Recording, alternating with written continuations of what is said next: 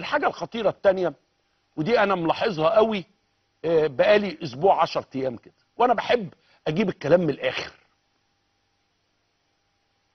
يتحدث البعض الكثير عن ثوره جديده، انه مصر هيحصل فيها ثوره جديده، وانه الشعب مش هيسكت، والشعب هيثور، والشعب بتاعه حاجات كده وكلام هنا وهنا، زي ما وسائل الاتصال بعض النشطاء ثوره جديده. ماشي، انا بس عايز اقول لحضراتكم حاجه، انه المره الجايه ده توقع عنها، وارجو انه يعني ما حضراتكم ما تاخدونيش بخفه. المره الجايه مصر مش هيبقى فيها ثوره، المره الجايه مصر لو سيبنا الدنيا تقع هيبقى فيها حرب اهليه.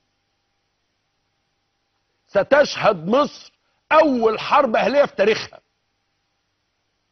خلاص البلد مش حمل ثورات، انما البلد هيكون فيها خلاص، ما هو محدش مستحمل، لا دول مستحملين ولا دول مستحملين، محدش مستحمل الكلام ده.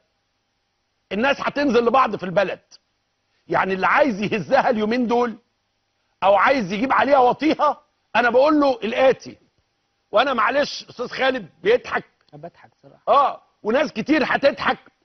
الناس اللي عايمه بره وجوه على العمده بقول لهم الاتي، شكله واضح. السيسي ده احنا اللي اخترناه، كسبان الانتخابات بمجموع يدخله الطب او الهندسه،